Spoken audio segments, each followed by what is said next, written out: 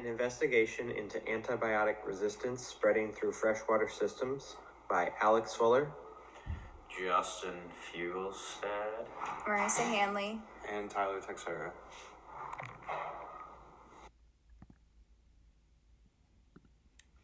We will first talk about the impact that freshwater has on human life.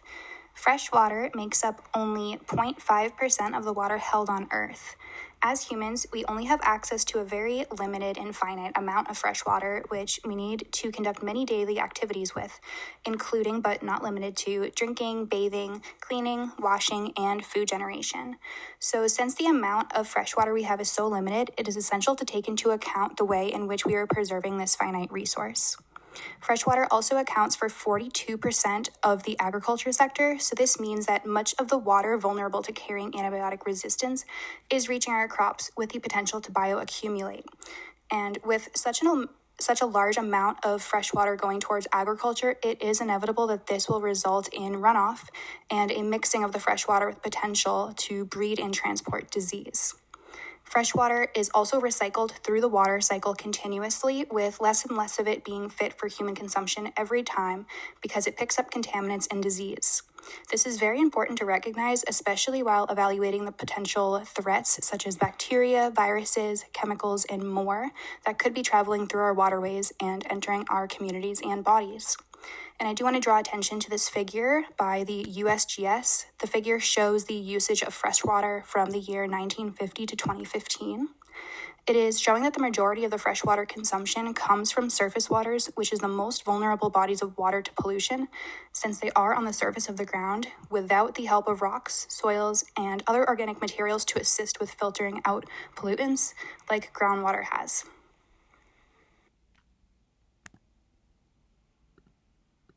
Many antibiotics that are given to humans to treat an infection and to farm animals are detected in lots of fresh water, usually through excretion. An example of this was found in India, where there was a high level of antibiotics in the drinking water, and this was traced back to a faulty treatment plant.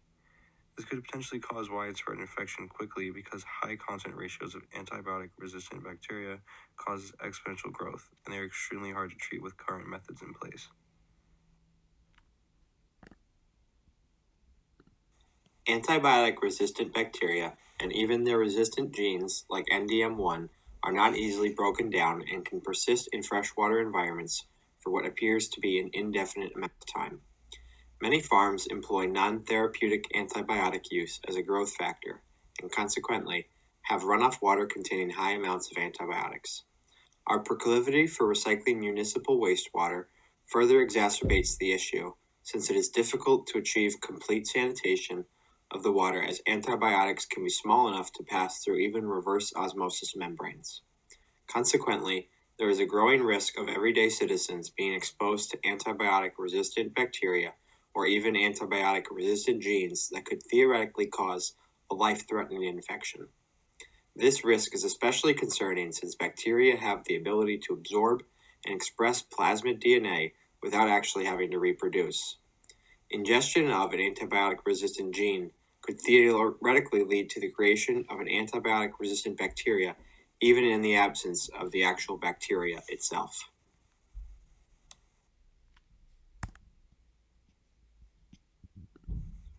This diagram shows the different paths that antibiotics can take into freshwater systems and how antibiotic-resistant genes can develop and pose a persistent risk without treatment.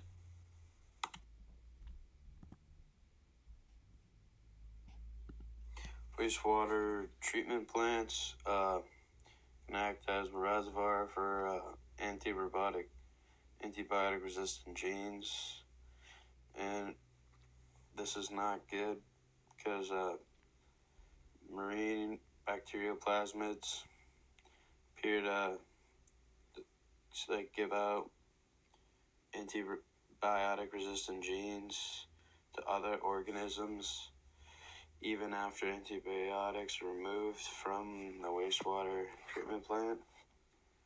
And most aquatic marine bacteria have not been researched enough, so more research is needed in developing a long-lasting solution to containing antibiotic resistance in aquatic environments. what we can do now. Recycle less water to prevent contamination.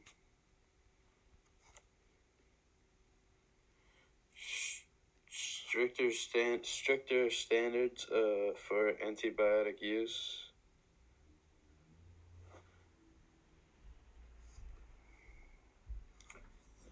And then more funding toward antibiotic development.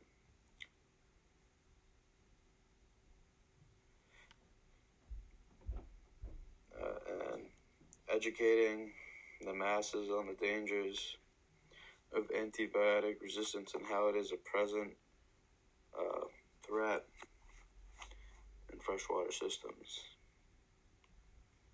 And then another way we can solve this is if we can figure a way to combat the spread of aquatic marine plasmids in freshwater systems. But that'll require more research into aquatic marine bacteria.